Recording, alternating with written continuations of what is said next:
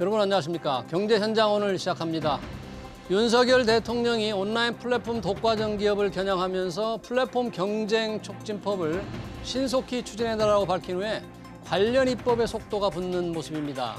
하지만 네이버나 카카오 같은 대형 플랫폼 사업자를 독과점을 일삼는 지배적 플랫폼 사업자로 지정하는 것이 과연 맞는지, 또 소상공인과 소비자 보호를 위한 본래 취지가 얼마나 달성될 수 있을지 여러 의견들이 쏟아지는 상황인데요.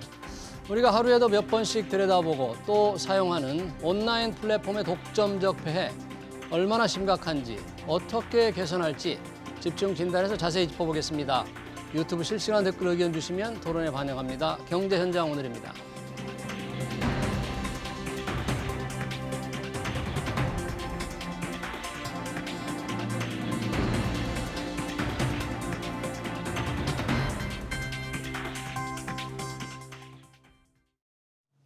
네, 온라인 플랫폼 경쟁 촉진법 관련 토론을 위해서 두 분의 전문가 모셨습니다.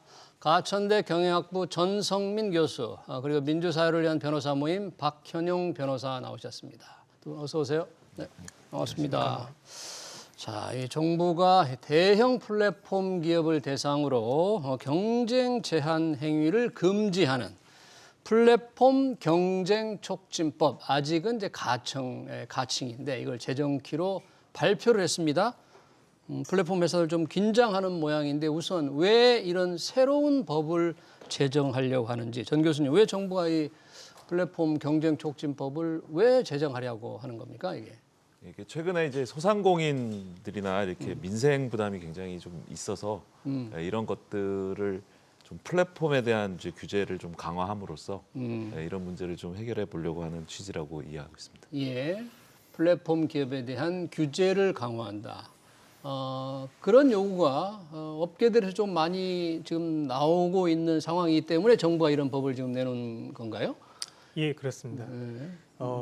공정거래위원회가 제정 추진 중인 플랫폼 경쟁촉진법은 플랫폼 시장에서 영향력이 압도적으로 큰 지배적 플랫폼 사업자를 사전에 지정해서 자사우대, 끼어 팔기, 멀티호밍 제한, 네. 체해 대우 요구 등 대표적인 시장 지배적 지위 남용 행위를 금지하는 법안입니다. 예. 공정위는 기존 공정거래법만으로는 이미 독점화된 플랫폼 시장의 경쟁을 회복하는 데 한계가 있음을 스스로 인정했습니다. 예.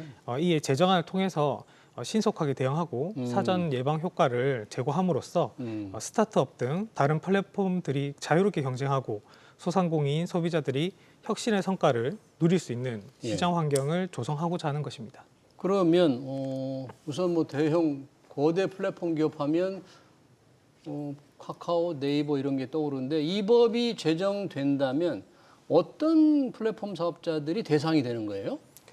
예, 일단 지금 이 법의 대상으로 지금 물망에 오르고 있는 기업들이 네이버, 카카오, 뭐 쿠팡, 네. 배달의 민족 이런 기업들이 지금 논의는 되고 있는데 아직 확정은 하지 않았고요. 네. 공정위에서 뭐 시장 점유율, 뭐 매출, 이용자 수 이런 걸 기준으로 앞으로 정하겠다 이제 지금 이렇게 얘기를 하고 있습니다. 아직 어떤 대상으로 할지는 확정을 안 했는데 대략 우리가 추정할 수 있는 뭐 매출액이라든지 시장 점유율이라든지 이런 걸 조금 추정해 볼 수 있는 이런 기준이 될 것이다. 그런 근거 같은 건 혹시 있을까요? 어디 과거 법에? 근데 이제 사실 이게 2년 전에도 예. 이런 온라인 플랫폼 공정화법에 대한 논의가 있었는데 온라인 플랫폼 공정화법 문재인 정부 때. 예, 맞습니다. 예. 그때도 사실 온라인 플랫폼을 정의하지도 못했고, 예, 그리고 이제 그 온라인 플랫폼이라는 범위가 굉장히 넓어서 이걸 어디까지 규제할 거냐 그런 걸 논의하다가 사실 진행되지 잘 못했던 그런 경험이 있습니다. 예. 그럼 문재인 정부 때 온라인 플랫폼 공정화법 기왕에 우리 전 교수님께서 문재인 정부 때 추진하려는 법안 얘기를 했으니까 당시 변호사님, 당시 온라인 플랫폼 공정화법은 어떤 취지로 만들려고 했고 어디까지 진전됐었습니까 이때? 당시 전 정권에 온라인 플랫폼 독점 규제법이라고도 했었고 공정화법이라고도 했었는데 그 법률은 불공정 행위를 유형화하는데 유형해서 이를 규제하겠다는데 포인트가 두어졌던 법입니다. 불공정 행위를 유형화해서. 네. 문재인 정권 시절에 이 법 체계와 그리고 또 독과점 온라인 플랫폼의 시장적 지위 남용 행위에 대한 이거를 어떤 방식으로 제재할 것인지 주요 선진국들의 관점, 그리고 또 우리 현재 법 체계들이 전체적으로 설명이 되어야 이 부분이 조금 진행이 될 수 있는데요. 예.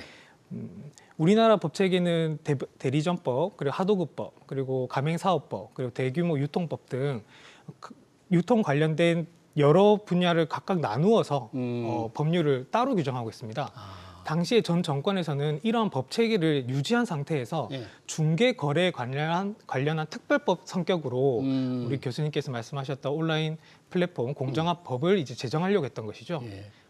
그러면 문재인 정부 시절에는 온라인 플랫폼 공정화법이 왜 법안 제정까지 가지 못했습니까? 혹시 뭐 기간이 짧았나요? 아니면 반대가 심했나요? 아니면 어떤 환경이 어땠나요? 그러니까 그 시절에 우리가 사실 온라인 플랫폼을 잘 이해하지 못한 게 가장 큰 원인이라고 볼 수가 있는데요. 당시에는. 이게 온라인 플랫폼이라고 우리가 이제 보면 그게 뭐 대형화된 뭐 대규모 온라인 플랫폼 그러면 뭐 굉장히 큰 기업 뭐 이렇게만 생각하는데 사실 온라인 플랫폼은 학술적으로 이 양면 시장이라는 특징을 가지고 있습니다. 이게 투사이디드 마켓이라는 말을 이제 번역한 말인데요. 그게 무슨 뜻입니까? 양쪽으로 이제 시장이 존재한다는 뜻이죠. 예. 가령 뭐 카카오티 같은 경우에 네. 이제 택시 운전사들도 쓰지만 또 소비자들도 쓰잖아요. 그렇죠. 그래서 소비자들이 돈을 그러면 택시 운전사 쪽도 돈을 내고 예. 소비자들도 돈을 내는. 예. 예, 그러니까 이런 거를 이제 양면 시장이라고 부릅니다. 예, 뭐 예를 들어서 전에도 뭐 신용카드 같은 게 이제 그런 양면 시장에 해당하는데요. 예. 신용카드도 이제 회비도 내고 예. 그다음에 이제 가맹점도 돈을 내지 않습니까? 수수료 내고. 예, 그래서 그런 게 이제 양면 시장에 해당하는 거죠. 예. 그래서 이제 그 온라인 플랫폼 공정화법 아까 그 질문으로 문재인 정부 돌아가면 시절. 예. 예. 이게 이제 한쪽 이야기를 듣고 이제 규제를 가하면 그게 이제 한쪽 얘기로 끝나는 게 아니고 그 책임이 이리로 넘어가게 됩니다. 그래서 이제 문재인 정부 그러니까 예컨대 수수료를 내는 소상공인들의 얘기를 듣고 법을 만들면 그 부담이 소비자로 넘어갈 수 있다. 양면 시장에서 그런 면이 그런 있는 거죠. 뜻이에요? 예, 그러면 그러니까 이제 그 문재인 정부 때 온라인 플랫폼 공정화법의 주요 내용이 뭐였냐면 현재는 그 입점업체하고 플랫폼 사이에 약관 형태로 이렇게 거래가 이루어졌는데 이걸 좀 더 공정하게 하기 위해서 서류로 계약을 하는 과정으로 이걸 좀 더 뭐랄까요, 또 공식적으로 관리하는 그런 체계를 갖추자 그랬는데 사실 그거는 이제 플랫폼 기업 입장에서도 부담이 되고 그다음에 그 부담이 결국은 소비자한테 전가가 되기 때문에 그 법을 도입했을 때 어떤 경제적 효과가 있는지 충분히 논의하지 못한 상태에서 예, 그렇게 해서 좀 약간 어려운 점이 있었어요. 그러네요. 문재인 정부 시절 추진했던 온라인 플랫폼 공정화법은 이 법안 제정 후에 생기는 혹시 문제가 뭔지를 충분히 검토가 안 돼서 입법이 안 됐다. 그런데 이제 윤석열 정부가 새로운 플랫폼 경쟁 촉진법을 도입하려고 한다. 그러면 문재인 정부 시절에 하려고 했던 법과 지금 윤석열 정부가 일단 대략으로 밝힌 이 법안의 가장 큰 차이는 뭘까요? 아까 방금 전에 설명드린 것과 같이 전 정권의 온라인 플랫폼법은 불공정 행위를 유용해서 이를 포인트로 규제하겠다라는 것이었고요. 예. 현 정권에서 추진하는 그 플랫폼 경쟁 촉진법은 독점을 규제하겠다는 것입니다. 독점. 이러한 서로의 철학적 관점에 따라 전 정권은 규제하고자 하는 불공정 행위에 초점을 두었고 현재 정권은 규제 대상이 독점적 플랫폼인지에 초점을 둔 것이라는 차이가 발생을 합니다. 아, 그래요?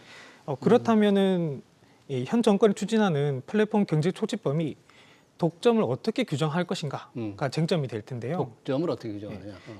이 법안이 갑작스럽게 지금 이렇게 급물살을 타게 된 배경을 살펴보면 2023년 11월 28일 지난달 28일. 예, 지난달 28일 윤 대통령이 국무회의에서 공정위에게 독과점화된 대형 플랫폼의 폐해를 줄일 수 있는 개선책을 마련하라는 지시에 따른 것이기 때문입니다. 이는 대통령이 생각하는 독점의 기준에 의존하는 구조입니다. 자유, 시장을 강조했던 지난 대통령의 과거 태도들을 비추어 보면 독점을 매우 제한적으로 볼 가능성이 높습니다. 이처럼 독점의 기준을 높게 설정하면 지금 국회에 발의되어 있는 온라인 플랫폼 그 발의안들의 기준에 따랐을 때 정량적 기준도 매우 높게 설정이 되고 허들이 높아지니까 독점의 범위도 굉장히 좁아지게 됩니다. 그러니까 이 법안 적용이 되는 온라인 플랫폼 사업자가 굉장히 최소화될 수 있다. 독점의 기준이 높아져 가지고 예, 뭐 그렇습니다. 시장 점유율을 굉장히 높은 수준으로 정할 수 있다. 그런 예, 거예요? 그렇습니다. 근데 그렇게 됐을 때 문제점이 뭐냐면 지금 민생을 위협하는 현안들을 해결하는데 정작 도움이 되지 않을 개연성이 있다는 거죠. 아, 그래요? 중소기업 중앙회나 소상공인 단체들은 독점적 지위가 명백한 소수의 플랫폼, 우리가 흔히 말하는 네카오들, 네이버, 카카오. 네이버, 카카오, 쿠팡, 쿠팡. 뭐 구글, 네. 이런 애플이나 이런 소수의 그 플랫폼뿐만이 아니라 입점업체나 소상공인들한테 과도한 수수료를 부담시키고 특정한 업종 시장의 시장 지배력을 행사하는 대표적인 거는 배달앱의 경우에는 배달의 민족, 예. 쿠팡이츠, 패션 의류앱에서는 무신사, 숙박앱에서는 야놀자 등 이런 중견 플랫폼에 대해서도 투명성과 공정성 규제가 필요하다라고 현재 굉장히 반복적으로 주장을 하고 있습니다. 예. 그러나 지금 이 플랫폼 경쟁 촉진법이 추진되고 있는 현재의 그 배경과 예. 그리고 대통령의 평소의 태도들에 비춰봤을 때 독점을 줄이게 된다면 현재 민생에서 문제가 되고 있는 온라인 플랫폼을 왜 규제를 해야 되냐라는 그런 민생의 목소리를 담지 못할 예. 그런 위험이 있지 않나. 그러네요. 그러니까 우리 박현정 변호사님 생각은 평소 윤석열 대통령이 이제 독점을 강조하고 이 법을 새로 만들려는 법이 독점을 막는 데 있으니까 독점 기업을 좀 최소화하다 보면 여러 다른 플랫폼의 부당 행위나 불공정 행위를 막는데 좀 부족할 수 있다. 그걸 좀 걱정을 하는 거잖아요. 예, 그렇습니다. 이 플랫폼 업체들의 걱정과는 좀 다른 차원의 좀 우려도 그렇게 많이 나오고 있다는데 교수님 보시기에는 어떻습니까? 그럼 이 독점 업체, 독점만 비중이 둔다고 하지만 결국은 그 회사들의 불공정 행위를 잡는다는 것일 텐데 같은 취지가 아닐까 싶기도 하고요.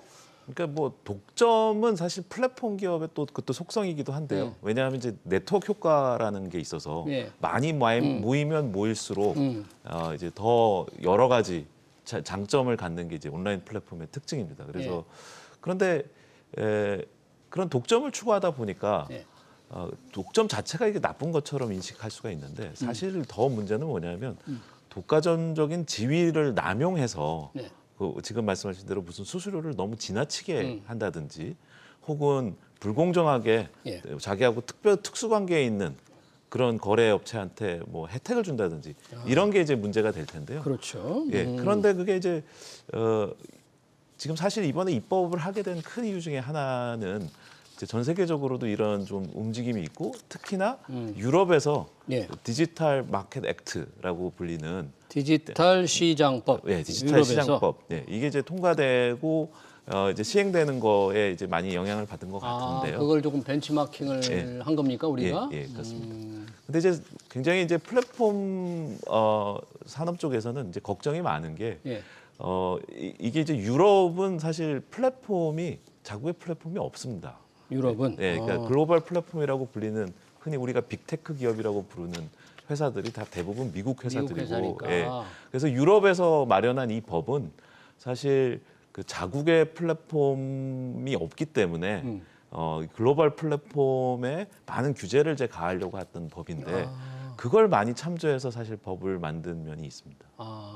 그래서 그런 법을 본떠서 비슷하게 우리나라의 플랫폼 경쟁 촉진법을 만드는 것은 오히려 문제가 있다. 그쵸. 이렇게 이제 업계에서 주장한다 그런 얘기예요? 그렇죠. 온라인 플랫폼이 이제 국내의 경우에는 국내가 이제 특수하게 이제 네이버, 카카오 같은 그 토종 플랫폼들이 존재하지 않습니까? 그러니까 그런데 그 법이 이제 유럽에서 가지고 있는 법의 맥락을 가져다가 이렇게 보다 보니 정작 규제의 목표가 돼야 될 글로벌 플랫폼이 아니라 토종 플랫폼이 목표가 되는 약간 다소 이상한 상황이 된 거죠. 우리 토종 플랫폼을 위협하는 부작용을 초래할 수 있다. 유럽의 DMC 이런 법을 따라서 하다 보니까 변호사님 지금 우리 교수님께서 말씀하신 이 법안이 유럽은 뭐 거대한 플랫폼이 없다 보니까 미국의 플랫폼 업체를 겨냥한 이 DMC 관련 이 법안을 본뜬 거는 오히려 국내 플랫폼 업체에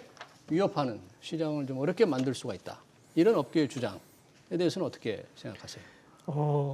그 EU에서 제정한 디지털 시장법 디지털 같은 시장법. 경우는 이제 사전 규제의 성격을 가지고 있는 것이 가장 큰 특징을 가지고 있습니다. 사전 규제. 규제. 예. 네. 지배적 지위를 가지고 있는 플랫폼을 사전에 지정을 해서 사전에 시행해. 이 플랫폼이 그 이제 시장 지위적 남용 행위를 해왔을 경우에 이 행위가 정당한 것인가 아닌가를 플랫폼 스스로가 입증하도록 입증 책임을 전환하는 것입니다. 예.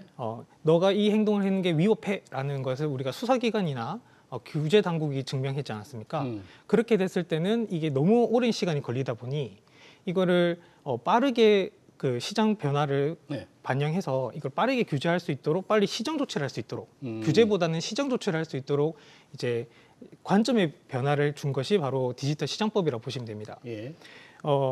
근데 여기서 얘기가 나오는 것들이 EU는 그러면 왜 이런 행동을 했느냐라는 대표적으로 이제 유럽은 우리나라 같이 토종 플랫폼이 없어서 이들을 키우기 위한 것이다라고 아까 말씀하셨지 않습니까? 토종 플랫폼이 없으니까 이 다른 그 미국의 주로 네, 미국 기업들 겨냥한 것이지 않느냐. 네, 그렇습니다. 그런 관점 유럽이 그런 관점에서 일을 했다라는 거 하지만 정작 미국은 자신들의 토종 플랫폼인 구글, 애플, 뭐 이제는 메타로 이름이 바뀌었죠. 뭐 페이스북 이런 상대로 독점 금지 소송을 하고 있습니다. 독점 금지 소송을 하고 있다. 반독점 소송이라고 하거나 예. 독점 금지 소송이라고 합니다. 미국의 반독점 규제는 이제 미국의 경제 산업 구조가 바뀌는 패러다임의 시프트가 발생했을 때마다 자유 경쟁을 독려하기 위해서 규제 장치의 역할을 해왔습니다. 미국의 반독점 규제법은 무서운 점이 회사를 쪼갤 수 있다는 거죠. 쪼개는 명령까지 내린다. 예, AT&T라 아니면 록펠러 같이 석유 기업 같은 경우처럼 수많은 많은 사례들이 있습니다. 그처럼 회사를 쪼개버리는 그런 사례를 하는 건데 이 미국과 유럽의 관점은 결국에는 이 회사들을 놔뒀을 때 사전을 규제하거나 아니면 이 독점된 상태를 유지했을 때는 이 남용행위가 발생할 수밖에 없다. 이 사람들이 행동하는 것이 남용행위로 볼 개연성이 매우 높다라는 네. 겁니다. 그런 행동 그렇다면 결국 결은 같다라는 거죠. 이 결이 같은 거고 그러면은 반대측에서 얘기하는 토종 플랫폼을 키우기 위해서 이런 디지털 시장법을 제정했다라는 입법 목적 자체가 우선 성립되지 않는다. 그런 예. 그러니까 유럽의 이 디지털 시장법이 토종 플랫폼을 키우고 미국 기업들을 겨냥했다는 그 논리가 좀 합리적이지 않다. 그런데 독과점 업체들의 독점적 폐해를 바로잡기 위한 법이 공정거래법이 있잖아요. 독점 규제 및 공정거래에 관한 법률. 그 법률 잘 작동되고 있지 않나 보죠. 이런 추가적인 법이 필요한 거에 대한 반론을 제기하는 분들도 있는데 그 부분은 어떻게 혹시 보십니까? 예, 근데 그 대답을 하기 전에 예. 잠깐 또 중요한 포인트가 하나 있어서 좀 말씀을 드리고 싶은 게 있는데 그게 뭐냐면 이 온라인 플랫폼의 속성에 어떤 게 들어있냐면 이게 이제 온라인 플랫폼이라는 게 플랫폼 회사가 무슨 서비스를 만들면 그 서비스가 그냥 완성되는 게 아닙니다. 무슨 말씀이냐면 제가 아까 이 양면 시장이라는 말씀을 드렸는데요.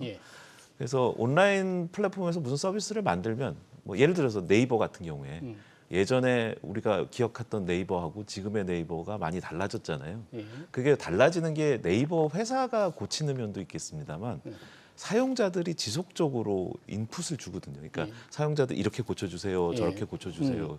그렇게 피드백을 해주면 그러면 이제 회사는 거기에 맞춰서 서비스를 계속 바꿔주게 됩니다. 그래서 고객의 요구사항에 맞춰서 그걸 고치는 과정을 하게 되는데 여기에 플랫폼 회사만 존재하는 게 아니라 스타트업도 존재하고 새로운 기술을 가져오는 회사들이 다 이 안에 같이 생태계로 존재하게 됩니다.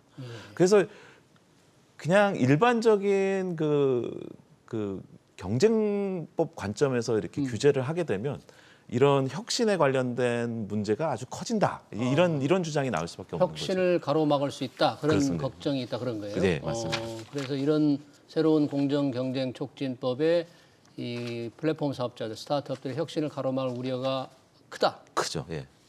그런 걱정들이 굉장히 좀 업계에서 많나요? 예, 그러니까 유럽 같은 경우에도 계속 그 스타트업에 대한 어떤 생태계를 키우려고 굉장히 노력을 하고 있습니다만, 이제 한국은 그 동안에 이제 네이버, 카카오가 사실 스타트업에 굉장히 그 영향력을 많이 미쳤습니다.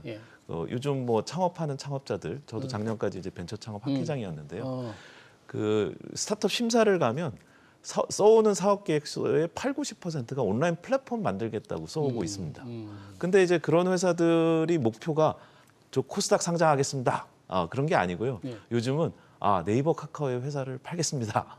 이런 회사들이 많습니다. 예. 그러니까 그런 식으로 그 우리나라가 뭐 가지고 있는 약간 특수성이라고 볼 수가 있는데 이렇게 그 플랫폼 기업이 그 산업 전반의 어떤 혁신을 추구하는 그 중요한 역할을 지금 하고 있는 거죠. 그런데 혁신을 추구하는 중요한 역할을 하는데 거기를 규제한다. 사전 규제하는 것은 자칫하면 생태계의 어떤 혁신을 가로막을 우려가 크다는 업계의 지금 걱정을 좀 말씀을 해주셨는데 네. 제가 잠깐 여쭤봤는데 그러면 두 분에게 지금 독점 규제 및 공정거래에 관한 법률이 있잖아요.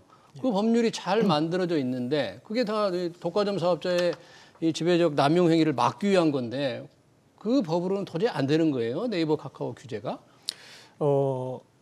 사례로 말씀을 드리고자 합니다.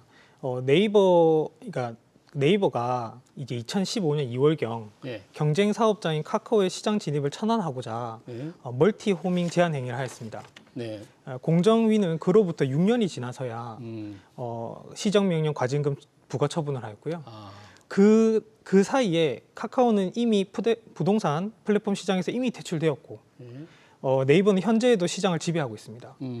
대기업으로 분류된 카카오마저도 네이버의 이런 시장 지배적 지위 남용 행위로 인해서 퇴출이 되는 상황인데 사실상 대한민국에서 온라인 부동산 플랫폼 정보 제공자 시장에 진입할 수 있는 신규 사업자는 거의 없다고 무방하고요. 또 다른 사례를 하나 더 네. 말씀드리자면 네이버는 2012년 2월경 노출 기준에 관한 알고리즘을 변경해서 네. 자사 오픈마켓인 스마트 스토어를 검색 결과 상단에 노출시키는 자사 우대 행위를 했습니다. 근데 공정위는 그로부터 9년이 지나서야 시정 명령 및 과징금 부과 처분을 했습니다. 그동안 스마트 스토어는 스마트 스토어의 시장 점유율은 비약적으로 상승했고 사실상 1위 사업자입니다. 오늘날 오픈마켓에 진입하는 초기 사업자들, 판매자들이라고 하시는데 그 사업자들은 스마트 스토어로 시작하는 것이 고차가 돼 있습니다. 예. 상품을 검색했을 때 스마트 스토어 사업자가 아닌 것을 찾는 것이 더 어렵습니다.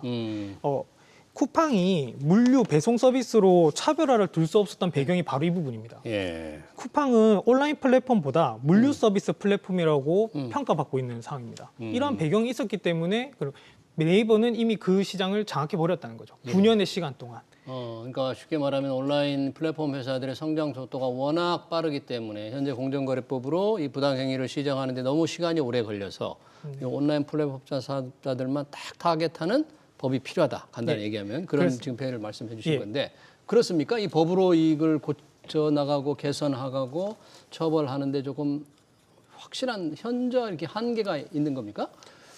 근데 이제 아까도 이제 유럽의 디지털 마켓 액트, 디지털 시장법, 네, 그게 이제 사실 도입된 지 얼마 안 됐고요. 실행에 들어간 지는 이제 몇 달 되지도 않아서 아직 결과가 나오지 않은 상태거든요. 근데 그 프레임을 사실 굉장히 유사하게 사실 만든 법안이 이게 굉장히 산업에서는 이제 우려를 많이 하고 있는 건데요.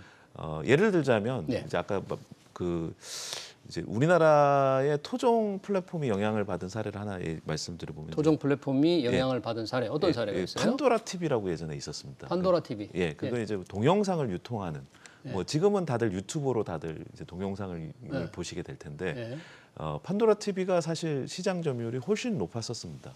처음에. 근데 이제 정부 규제에서 예를 들어서 뭐 이렇게 좀 적절하지 않은 동영상이 올라오는 거에 대해서 플랫폼에 책임을 부과하는 그런 규제를 가하게 됐는데 가령 이제 부적절한 컨텐츠가 올라왔을 때 48시간 내에 그걸 해결해라. 그렇게 플랫폼에다가 책임을 부과했습니다. 근데 이제 아까 계속 말씀드리지만 플랫폼에 책임을 부과하면 그게 그냥 거기 끝나는 게 아니고 여파가 있는데요.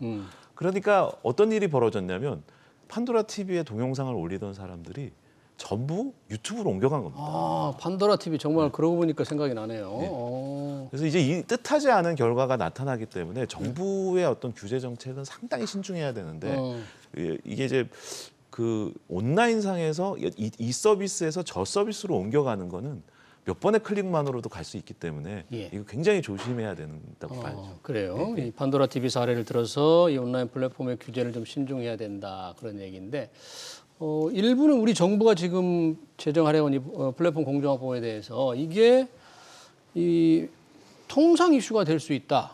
그래서 실제 미국에서도 이 법을 제정하려고 하는 거에 대해서 왜 유럽 걸 본따서 그렇게 복사해서 만들려고 하느냐 하는 뭐 불만을 제기했다. 이런 얘기가 있던데 그런 부분은 실제 우려할 만합니까? 어떻습니까? 어떻게 보십니까?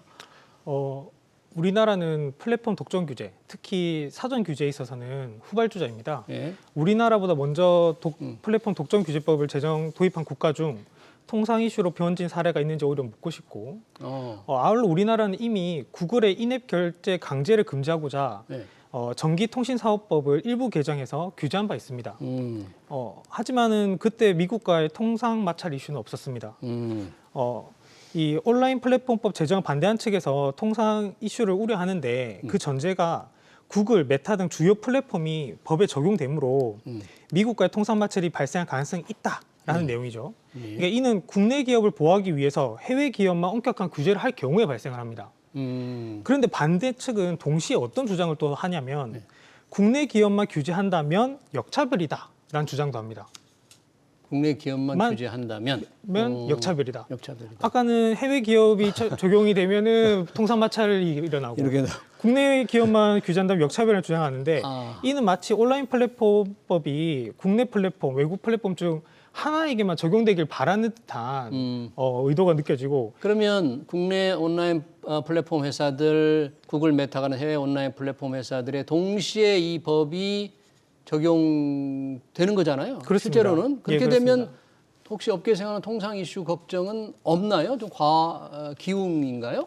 이것도 이제 온라인 플랫폼에 대한 이해가 필요한 건데요. 이 온라인 플랫폼에 대한 이해. 예, 온라인 플랫폼이라는 게 이름이 온라인 플랫폼 하나여서 그렇지 사실 이 안에 보면 굉장히 다른 종류의 온라인 플랫폼이 존재합니다. 지금 말씀 나오고 있는 뭐 네이버, 카카오도 존재하지만 이게 일종의 계층이 존재합니다. 그러니까 레이어들이 있어서 가령 이제 우리가 앱으로 만나는 그런 온라인 플랫폼도 있습니다만 그 밑에 가면 이제 앱스토어도 있고 그리고 그 밑에 가면 이제 클라우드 서비스도 있고 그래서 이런 계층별로 있는데 우리나라 토종 플랫폼은 대체로 다 상위에 있는 그런 플랫폼들이죠.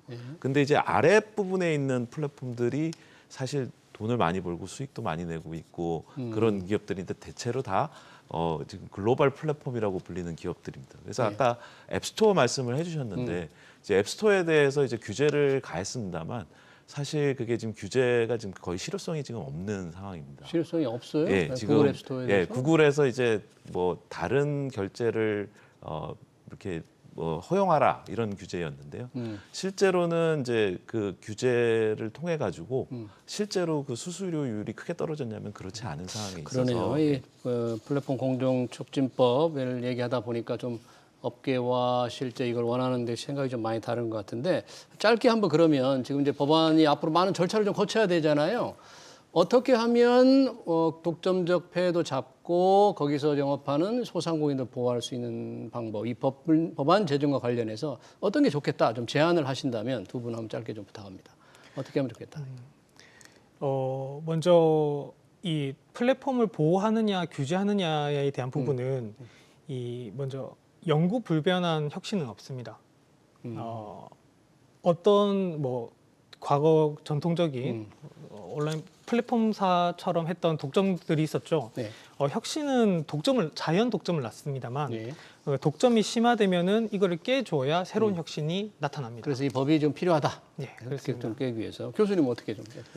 그 온라인 플랫폼은 그 이제 롱테일 경제라는 거와 관련이 있습니다. 그래서 이게 뭐냐면 예전에는 온라인으로 잊지 못했던 아주 중소상공인들이 온라인을 타고 이제 올라타게 되거든요. 기회를 많이 잡고 있는 건데. 근데 이제 규제를 탁 치면 그 꼬리가 뚝 끊어지는 이런 문제가 발생할 수 있습니다. 그리고 아까 말씀드린 대로 양면 시장이어서 이쪽에 친 영향이 저쪽에서 발생하는 그런 이 법을 어떻게 해야 될까요? 그래서 이거를 경제 효과를 잘 이렇게 아주 면밀히 들여다보고 규제를 적절하게 가야 그게 의미가 있다고 이렇게 생각합니다. 법안 필요 없다고 보십니까? 필요한데. 그러니까 법안은 이제 규제를 하긴 해야 되겠죠. 그런데 규제의 방향이 이렇게 모호하게 이렇게 전체를 한다 그러면 우리가 이제 지금 생성형 AI도 나오고 사실 그걸 할 수 있는 그런 혁신을 할 수 있는 기업들이 다 거기 있는데 예. 그게 굉장히 영향을 받을 수밖에 없다. 그러네요. 뭔가 이 법안 제정을 해서 좀 더 의견 수렴이 좀 많이 필요해 보입니다. 정부가 추진하려고 하는 플랫폼 공정 경쟁 촉진법 관한 토론 여기서 마치도록 하겠습니다. 지금까지 전성민 가천대학교 경영학부 교수, 박현용 민주사회를 위한 변호사 모임 변호사였습니다. 고맙습니다. 네.